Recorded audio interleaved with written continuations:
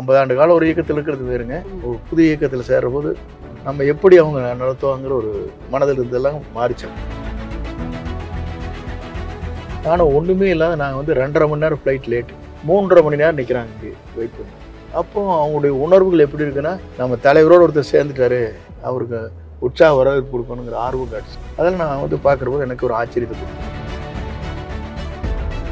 1972 தலைவரை பார்த்ததை போல புரட்சி தலைவரை இன்று நான் வந்து புரட்சி தளபதியை பார்க்கிறேன்னு சொன்னேன். அதில் சொல்கிற போது அதை மாற்றிட்டு நான் இப்போ சொல்கிறது வெற்றி தளபதியை பார்க்கிறேன். கான்ஃபிடென்ட்டா இருங்க சார், நல்லதே நடக்கும் சார், வெற்றி நிச்சயம் சார். எப்ப சந்திச்சீங்க? எப்ப இந்த பேச்சுவார்த்தை நடந்தது? தாவேக்காவோட இணைவதற்கான பேச்சுவார்த்தை. தாவேக்கா இணையருக்கு ஃபர்ஸ்ட் டே தான் தலைவரை சந்திச்சேன். கொடுத்தா சந்திச்சுட்டு மறுபடியும் வேறு இடத்துல போய் ஸ்டே பண்ணிட்டு நான் எங்கே இருக்கேன்னு யாருனாலும் லொக்கேட் பண்ண முடியும். ஆமா, எப்படி இருந்தது அந்த சந்திப்பு? முதல் தடவையா வந்துட்டு உண்மையிலேயே அவர் சந்திச்சதுக்கு பிறகு ஒரு மன நிறைவு ஏற்பட்டது. தலைவரோட வந்து நாங்கள் சந்திக்கிற போது, அம்மாவோட சந்திக்கிற போது எப்படி மகிழ்ச்சி இருந்தது, இருட்டுக்கும் மகிழ்ச்சி இருந்தது. இரட்டிப்பு மகிழ்ச்சி. எல்லா லீடர்ஸ் நீங்கள் பார்த்தீங்கன்னா ஒரு வரவேற்பு சொல்லுவாங்க, ஒருத்தர் சும்மா ஒரு 2 நிமிஷம் பேசுவாங்க, ஆளுக்கு 5 நிமிஷம் பேசுவாங்க, அடுத்து அதுலேயே அங்கே வர்ற விஐபிஸ் தான் பேசுவோம். அப்படி இருந்தால் தான் கூட்டமே இருக்குது. இந்த கூட்டமே கலைஞ்சு போயிடும். கடைசி இறுதியாக சில தலைவர்கள் பேசுகிறோம், பாதி கூட்டத்துக்கு மேலே போயிடுவாங்க. சேர் தான் காலியாக இருக்குது, பார்த்துருப்பி காட்டியிருப்பாங்க. ஆனால் இவர்கிட்ட அப்படி இல்லை, சேரே போடல. சேரே போடாத இவர் கடைசி வரையிலும் வண்டி ஏறி திரும்பி போயிட்டாரான்னு தெரிய வரைக்கும் அந்த மக்கள் அந்த கும்பல் ஆர்ப்பரிச்சுட்டே தான் இருந்தாங்க, கோஷம் போட்டு. ஒருத்தவங்க வந்து இந்த இளைஞர்கள் வந்து பக்க பலம் அப்படின்னு நினைக்கிறாங்க, ஒருத்தவங்க வந்து தாவேக்காவின் தொண்டர்களை வந்து தற்குறிகள் என்று விமர்சிக்கிறதையும் பார்க்க முடியுது. அதுக்கு என்ன காரணம்? இவர் வந்து கண்டிப்பாக இவர் மக்கள் சக்தி இவர்கிட்ட இருந்து வீழ்த்த முடியாது, இவர் அடுத்த சீஃப் மினிஸ்டர் ஆயிடுவாங்கிற ஒரு பயம். ஈரோடு பயண திட்டத்தை பொறுத்த வரைக்கும் நிறைய சவால்கள் இருந்ததா? மிகச்சிறப்பாக பண்ணணும், கவர்மெண்ட் என்ன நினைக்குதோ அதுக்கு மேலே செஞ்சு காட்டணும். எங்கு மாநாடு நடக்கும், மக்கள் சந்திக்கும் எங்கு நடக்கும் அப்படிங்கிறதுல ரொம்ப எல்லாமே ஆர்வமா இருக்கிறாங்க.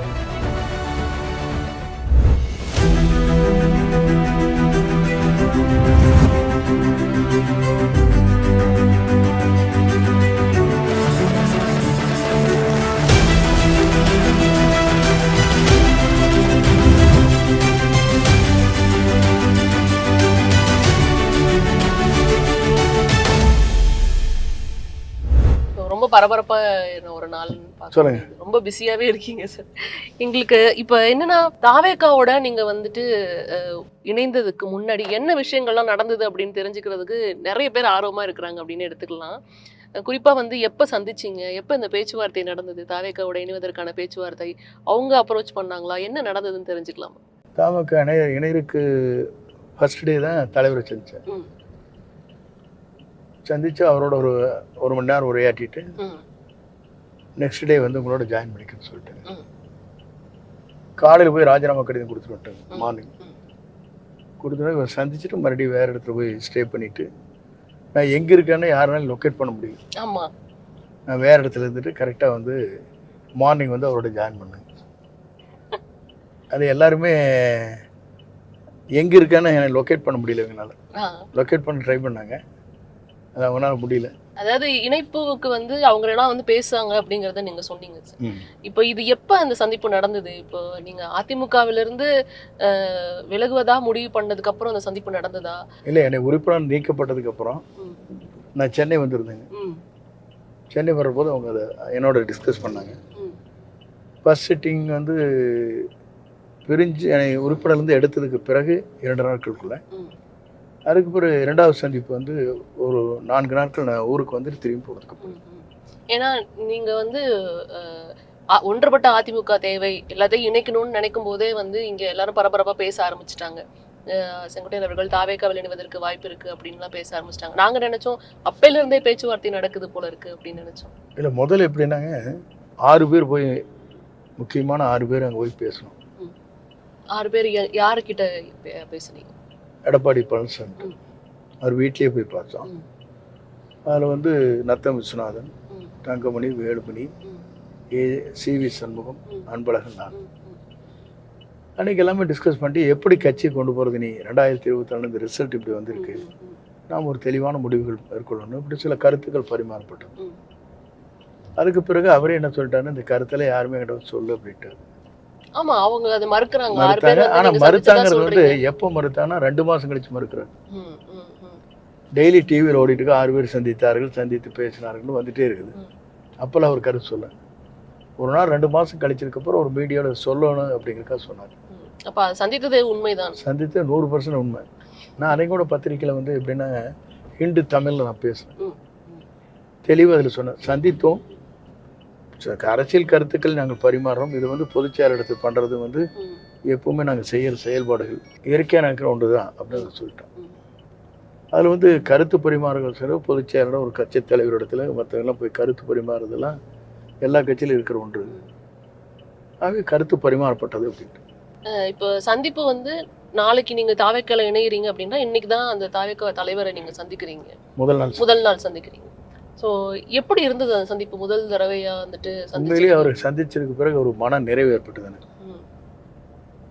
எப்படி தலைவரோட வந்து நாங்கள் சந்திக்கிற போது, அம்மாவோட சந்திக்கிற போது எப்படி மகிழ்ச்சி இருந்தோ, இரட்டிப்பு மகிழ்ச்சி இருந்தது. இரட்டிப்பு மகிழ்ச்சி இருந்தது. பொதுவா இங்கே ஒரு விமர்சனம் இருக்கு. எளிதில் வந்து தாவேக்கா தலைவர் விஜய் அவர்களை வந்து அணுகவே முடியாது அப்படின்னு ஒரு விமர்சனம் இருக்கு. நீங்க இருந்த வரைக்கும் அதிமுக தலைவர்களை ரொம்ப எளிதா அணுகுனீங்க. எப்படி இருக்கு இப்போ இத்தனை நாள் கிட்டத்தட்ட 1 மாத காலம் ஆகிவிட்டது? நான் சில 4-5 முறை சந்திச்சிருக்கேன். ஒரு நாள் 2 மணி நேரம் செஞ்சு பேசியிருக்கேன். அவர் சந்திப்பது என்பது எளிது, எல்லோரும் சொல்வது வேறு. ஆனால் அவரை பொறுத்தவரையிலும் மாலை நேரங்களிலே அவரோட அலுவலகத்தில் சந்திப்பது என்பது சுலபமாக இருந்தது, எல்லாம் ஈஸியாக இருந்ததுங்க. ஒன்றும் பெரிய கஷ்டம் எனக்கு தெரியல. எல்லாரும் சொல்கிறது வேறு, நான் உண்மையிலேயே நிலைகளை பார்க்குற போது அது நிலைகளே வேறு. அதனால் வெரி சிம்பிள். ஒருத்தருமே யூஸ்வலாக நீங்கள் வர்றீங்க, நான் போகிறேன், நீங்கள் வரலாங்களா பார்க்கலான்னா சரிம்பாங்க, பார்ப்போம். அப்படி தான் பார்த்துட்டு இருக்காரு. அப்போ எளிதாக தான் இருக்குது சந்திப்பு. எளிதாக சந்திப்பு இருக்குது. நிறைய பேர் சந்திக்கிறாங்க, எளிதாக சந்திக்கிறாங்க. எல்லார்ட்டையும் நல்லா பழகிறாரு, கூட்டத்தில் வர்றாரு, எல்லாரையும் போய் ஒரு ரவுண்ட்ஸ் கையை கொடுக்குறாரு. அதில் என்ன கஷ்டங்கள் இருக்குன்னு சொன்னேன்னா, மற்ற தலைவர்கிட்ட ஒரு 10 பேர் 50 பேர் கை கொடுக்குவாங்க வரிசையாக. ஆனால் இவங்களுக்கு எல்லா கூட்டத்தை க்ரௌடை கட்டுப்படுத்த முடியாத அளவுக்கு வந்து ரெஸ் ஆகுது. அப்போ வந்து ஒருத்தர் மேலே ஒருத்தர் தள்ள வேண்டிய சூழ்நிலை ஏற்படுது. அப்போ தேவையில்லாத ஒரு இக்கட்டான சூழ்நிலை அந்த இடத்துல ஏற்படுது. அதுக்காகத்தான் அவர் வந்து எல்லாத்தையும் கை கொடுத்துட்டு டக்குன்னு போயிடுறாரு. அப்போ பார்த்தா என்ன, ஒரு 50,000 பேர் கை கொடுக்க நினச்சி எப்படி ஒரு தலைவரால் முடியும்? அது எந்த தலைவரால் முடியாது. அது இயற்கை ஒத்து வராது. இதனை தாண்டி கரூர் சம்பவத்திற்கு பிறகு ரொம்ப நாள் வந்து தாவேக்கா வந்து அரசியல் செயல்பாடுகள்ல கொஞ்சம் வந்து சுணக்கம் காமிச்சது பார்க்க முடிஞ்சது. அதற்கப்புறம் புதுச்சேரி பயணம் அமைந்தது. அதற்கு பிறகு ஈரோடு பயணம் அமைந்தது. ஈரோடுல வந்து நிறைய மாற்றங்களை எங்களால பார்க்க முடிந்தது. குறிப்பா சொல்லணும் அப்படின்னா, மாவட்ட பொறுப்பாளர்கள்லாம் மேலே ஏறி பேசினது. ஏன்னா எப்போதும் தலைவர் விஜய் அவர்கள் மட்டும்தான் பேசிட்டு இருந்தாரு. கட்சியை சார்ந்த முக்கிய உறுப்பினர்கள் எல்லாம் மேலே ஏறி பேசினதை பார்க்க முடியுது. இந்த மாற்றம் நீங்க வந்த பிறகு நடந்த விஷயமா, இல்ல இது வந்து அவங்க ஏற்படுத்தின விஷயம்? பொதுவாக பாண்டிச்சேரியில் நடந்தது கரூர் நிகழ்ச்சிக்கு பிறகு. பாண்டிச்சேரி என்பது ஒரு சிறிய மாநிலம். அதே நேரத்தில் ஈரோடில் போடப்பட்டிருக்கிற பாதுகாப்பு, அந்த கூட்டங்கள், ஆர்ப்பரிக்கிறது, தமிழ்நாட்டை மையம் வச்சு தான் நம்ம தேர்தல் களத்தில் நிற்க போகிறோம். அப்போ தமிழ்நாட்டில் ஒரு தலைவர் வந்து இந்த நிர்வாகத்தை மக்கள் ஆர்ப்பரிக்கிறதெல்லாம் பார்க்குற போது அவருக்கு பெரிய ஆர்வம் ஏற்பட்டது. ஆகவே எல்லாரும் பேசலாம் அப்படின்ட்டார். அவரே எல்லாரும் பேசலாம், எல்லாரும் கருத்துக்கள் சொல்லலாம், டைம் எடுத்துக்கிட்டார். அதுக்கு என்ன காரணம், மக்களுடைய உணர்வு எப்படி இருக்குதோ அதை பொறுத்தா பிரதிபலிக்க முடியும். எல்லா லீடர்ஸ் நீங்கள் பார்த்தீங்கன்னா எல்லாரும் அர்த்தம் பண்ணுறாங்க. ஒருத்தர் வரவேற்பு சொல்லுவாங்க, ஒருத்தர் சும்மா ஒரு 2 நிமிஷம் பேசுவாங்க, ஆளுக்கு 5 நிமிஷம் பேசுவாங்க, அடுத்து அதுலேயே அங்கே வர்ற விஐபிஸ் தான் பேசுவாங்க. அப்படி இருந்தால் தான் கூட்டமே இருக்கு. இந்த கூட்டமே கலைஞ்சு போயிடும். கடைசி இறுதியாக சில தலைவர்கள் பேசுகிறப்ப பாதி கூட்டத்துக்கு மேலே போயிடுவாங்க. சேர் தான் காலியாக இருக்கு, பார்த்துருப்பீங்க, காட்டியிருப்பாங்க. ஆனால் இவர்கிட்ட அப்படி இல்லை, சேரே போடல. சேரே போடாத இவர் கடைசி வரையிலும் வண்டி ஏறி திரும்பி போயிட்டாரான்னு தெரிய வரைக்கும் அந்த மக்கள் அந்த கும்பல் ஆர்ப்பரிச்சுட்டே தான் இருந்தாங்க, கோஷம் போட்டு. ஈரோடு பயண திட்டத்தை பொறுத்த வரைக்கும் நிறைய சவால்கள் இருந்ததா? எப்படி இருந்தது? ஏன்னா நீங்க இத்தனை வருட காலங்களா வந்து இந்த பணியில வந்து நீங்க கை தேர்ந்தவர் அப்படிங்கிறது எங்க எல்லாத்துக்குமே தெரியும். ஆனால் இங்க காவல்துறை விதித்த கட்டுப்பாடுகள், தமிழக அரசு விதித்த கட்டுப்பாடுகள் உங்களுக்கு என்ன மாதிரியான சவால்களை உருவாக்குனுச்சு? விதிமுறைகளை அரசாங்கம் டிக்ளேர் பண்ணிட்டாங்க. ம். என்னென்ன நார்ம்ஸ் இப்படி தான் பண்ணணும், இப்படி இப்படி விதிமுறைகள், எவ்வளவு கூட்டங்கள் வருகுது, அந்த கூட்டத்துக்கு ஏற்பாடுகள், கூட்டத்தில் இருக்கிறது யாருக்குமே உயிர் பாதுகாப்பு கொடுக்கின்ற அளவுக்கு இருக்கும்ட்டாங்க. அது சிம்பிளாக உயிர் இருக்கணும், நல்லா இருக்கணும், அரேஞ்ச்மெண்ட்ஸ் நல்லா இருக்கணும், சிம்பிளாக இருக்கணும். ஆனால் வந்து சென்டரில் ஈஸியாக கலைஞ்சு போகணும், வரைகளுக்கு முழு பாதுகாப்பு, குடிநீர், அவங்க ரெஸ்ட் ரூம், இந்த மாதிரிலாம் பல பிரச்சனைகள் சொன்னாங்க. இது ரொட்டீன் நாம் செய்கிறது. ஆனால் அதே நேரத்தில் ஒரு அரசாங்கம் செய்கிற போது ரொம்ப சிம்பிளாக இருக்குது. அங்கே இருக்கிற அரசு அலுவலர்கள் எல்லாரும் பண்ணிடுவாங்க, மந்திரிகள் இருப்பாங்க, எம்எல்ஏக்கள் இருப்பாங்க, அதே மாதிரி ஒன்றிய சேர்மன் இருப்பாங்க, பல பேர் இருப்பாங்க. அதில் ஒரு நிகழ்ச்சி நடக்கணும், ஒரு 200 பேர் அதுக்காக ரெடியாக இருப்பாங்க. ஆனால் நாங்கள் மட்டும்தான் செய்ய முடியும் சூழ்நிலைகள். அதுக்கான அரசு செய்கிற மாதிரி அந்த அளவுக்கு நிகழ்ச்சி நடத்துனதுங்கிறது வந்து உண்மையிலேயே இது ஒரு பெரிய மாற்றங்கள் உருவாக்குச்சு. எங்களுக்கு இருக்கிற எக்ஸ்பீரியன்ஸ் ஒரு காரணம். ரெண்டாவது, இது மிகச்சிறப்பாக பண்ணணும், கவர்மெண்ட் என்ன நினைக்குதோ அதுக்கு மேலே செஞ்சு காட்டணும்னு சொல்லி முடிவு பண்ணோம். அதுக்கப்புறம் போடப்பட்டிருக்க விதிகளெல்லாம் காவல்துறை பார்த்தாங்க, பர்ஃபெக்டாக பண்ணிட்டீங்க, நாங்கள் எதிர்பார்த்துக்கு மேலே நல்லா பண்ணியிருக்கீங்க அப்படின்னு எங்களை அப்ரிசியேட் பண்ணாங்க. காவல்துறை தரப்புல இருந்து நீங்க கிட்டத்தட்ட 80க்கும் மேற்பட்ட அந்த கட்டளைகள் போடப்பட்டிருந்தது அப்படிங்கிறத பார்க்க முடியாது. சோபி அதெல்லாம் வந்து விதிகள்னு ஒன்று சொல்லியிருக்கேன், அரசாங்கம் போட்ட விதிகள் இது இதுன்னு சொல்லியிருக்கேன். அங்கே மேடை இருக்கிற இடத்துல, அந்த சுற்றி இருக்கிற ஆடியன்ஸ் இருக்கிற இடத்துல குறிப்பிட்ட மாதிரி என்னென்ன விதிகள், தண்ணி, குடிநீர், ரெஸ்ட் ரூம், கலைஞ்சு போகிறதுக்கு ஏற்பாடுகள், ஒருத்தர் மேலே ஒருத்தர் வந்து இதுக்கு மோதிக்காத கூட்டங்கள், க்ரௌடுன்னு ட்ரெஸ் ஆகாது, அது தமிழ் பவுண்ட்ரி, இந்த மாதிரி எல்லா ஏற்பாடும் பண்ண சொன்னாங்க. அது பண்ணது அவங்களுக்கு ரொம்ப அவங்களுக்கு பெரிய சந்தோஷத்தையும் உருவாக்குச்சு. இது வந்து ஒரு மாடலை நீங்க பண்ணிட்டீங்க, இனி எல்லா மாவட்டத்துக்கும் இதே ஃபாலோ பண்ண போகுது. இது ஆனா தாவேகாவுக்கு மட்டும்தான் விதிக்கப்படுகிற விதிகளா இருக்குன்னு நீங்க நினைக்கிறீங்களா, இல்ல எல்லா அரசியல் கட்சிகளுக்கும் இந்த விதிகள் வந்துட்டு அமல்படுத்தப்படுது நீங்க? அப்படி சொல்ல முடியாது. அவங்களுக்கு ஆளுங்கட்சிக்கு சாதகமா இருக்கிறதுக்கு இந்த விதிகளே பொருந்தாது. இப்போ எங்கள் ஊரில் ஒன்று சொன்னீங்கன்னா, கோபியில் ஒரு 50,000 பேர் கூட்டணும் அறிக்கை விட்டாங்க. இடம் வந்து நீங்கள் பார்த்தீங்கன்னா ஒரு 6,000-7,000 பேர் தான் இருக்க முடியும். அதே நேரத்தில் வே சொல்கிற போது பார்த்தீங்கன்னா ஒரே வே 28 அடி அகலத்தில் இருந்தது. ஆனால் எங்களுக்கெல்லாம் பல வழி கொடுக்க சொன்னாங்க, 6 வழி. அதுவும் கிட்டத்தட்ட கூட்டங்கள் கலைஞ்சு போகிற போது அப்படியே ஜனங்கள் அப்படியே அந்த ஒரே டைமில் எல்லாருமே ஃப்ரீயாக போகணும் அப்படிங்கிற மாதிரி சொன்னாங்க.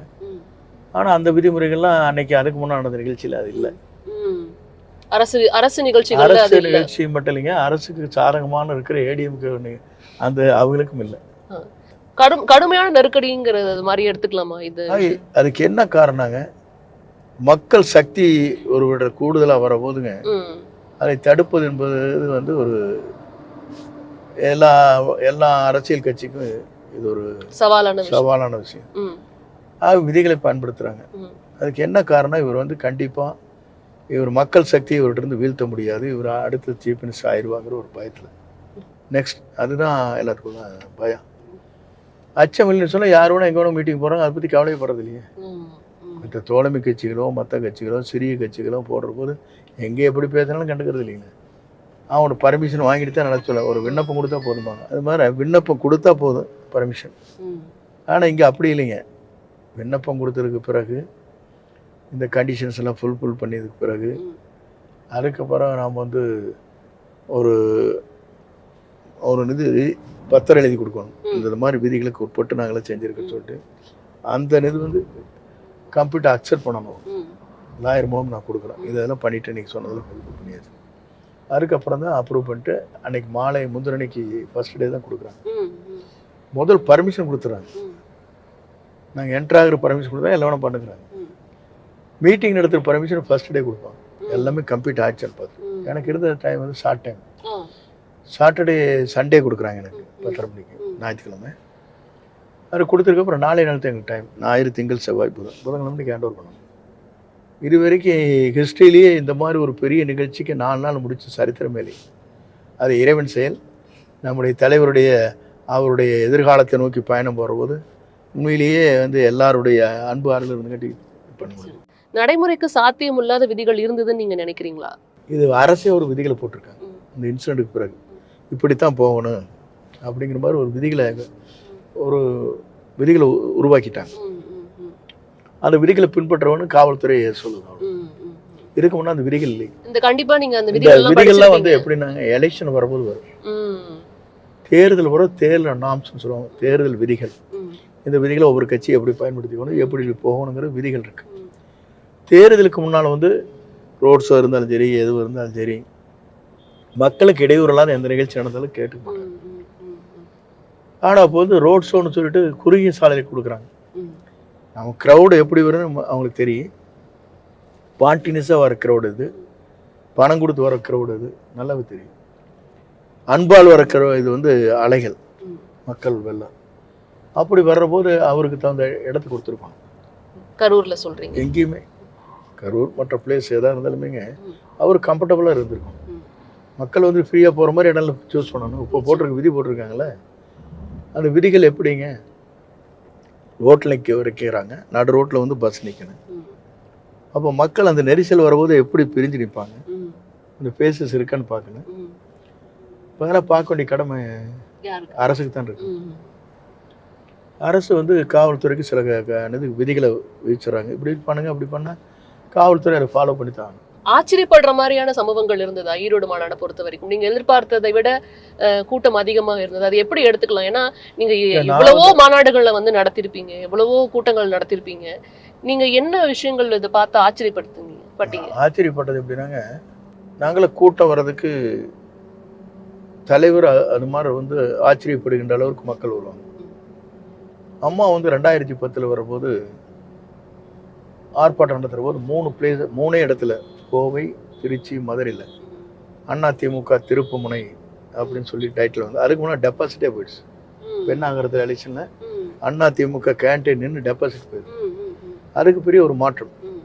அப்போ அந்த மாற்றத்துக்கு என்ன காரணம், ஒரு ஆட்சி வரணும் அப்படிங்கிறது மக்களுடைய மனத்தில் இருக்குது. அது திமுக ஆட்சி வந்து மாறணும்னு நினைக்கிறாங்க. அது மாதிரி இப்போ இந்த 2 கட்சியும் வேண்டியதில்லை, புதுமையாக ஒரு வரணும் அப்படிங்கிற ஒரு எண்ணங்கள் இருக்குது ஒன்றுங்க. அதே நேரத்தில் வந்து பணம் கொடுக்காமல் எதையும் கொடுக்காமலே அவங்களே பாண்டினிஸாக வர கூட்டங்கள் இது.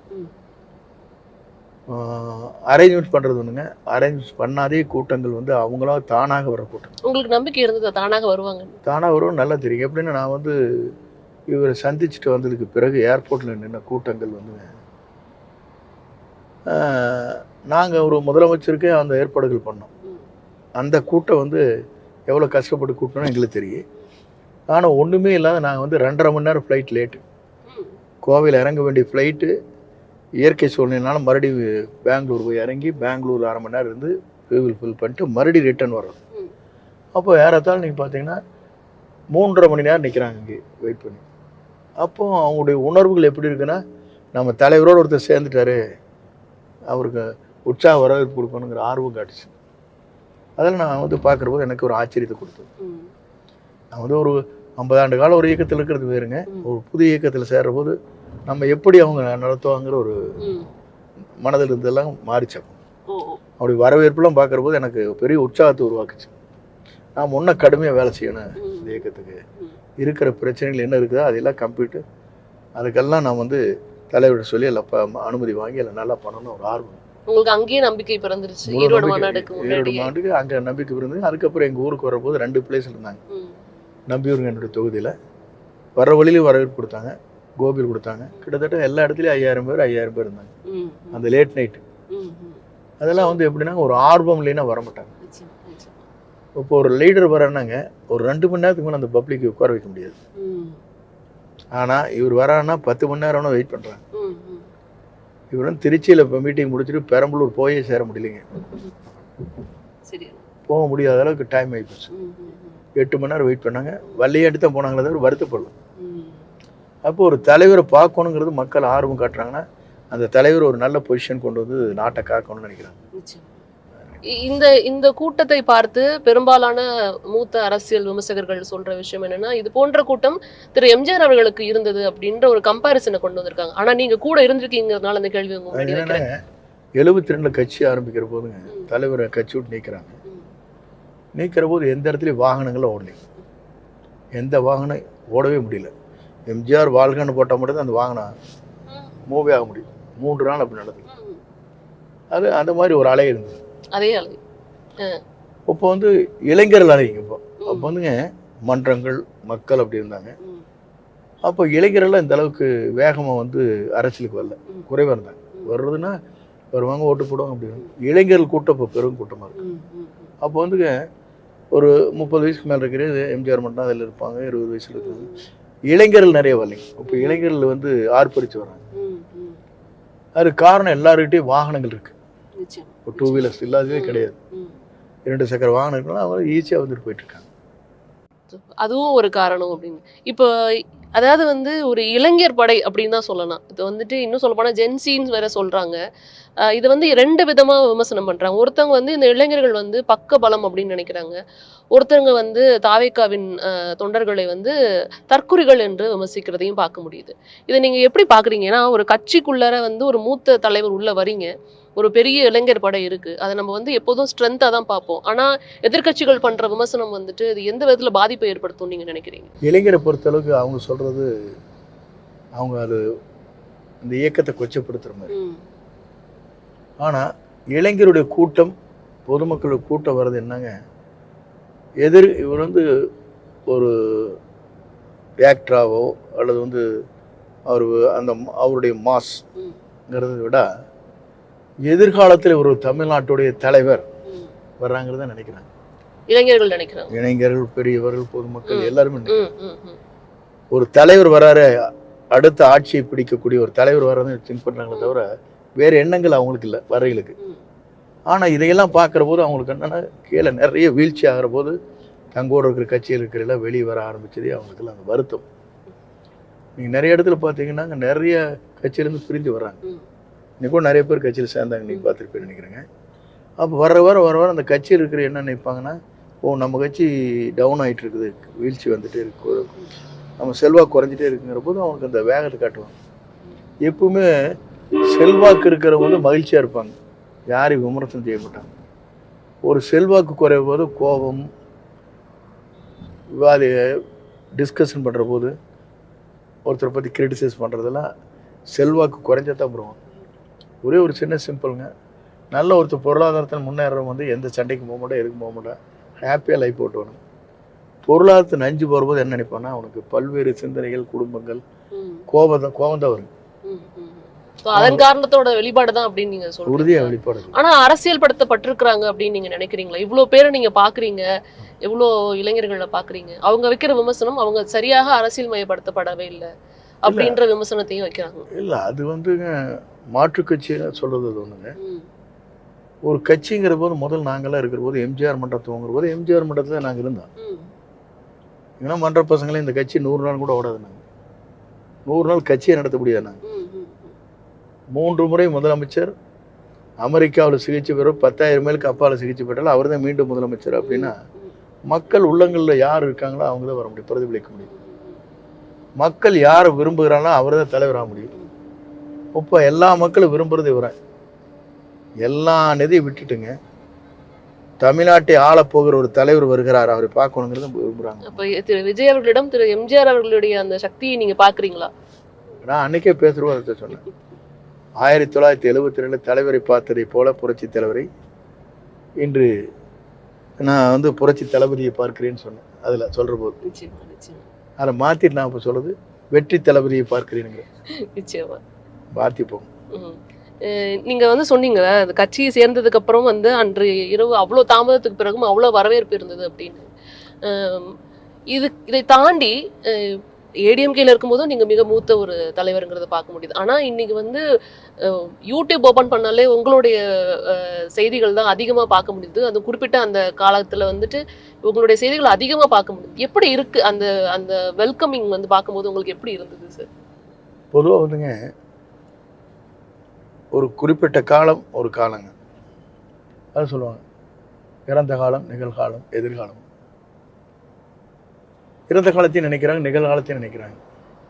எதிர்காலத்தை நோக்கி பயணம் போகும்போது எங்கே போயிருக்காங்கிறத கணக்கு, யாரிடத்தில் போயிருக்கிறாரு, எதிர்காலம் பிரகாசமாக இருக்குமாங்கிறது கணக்கு.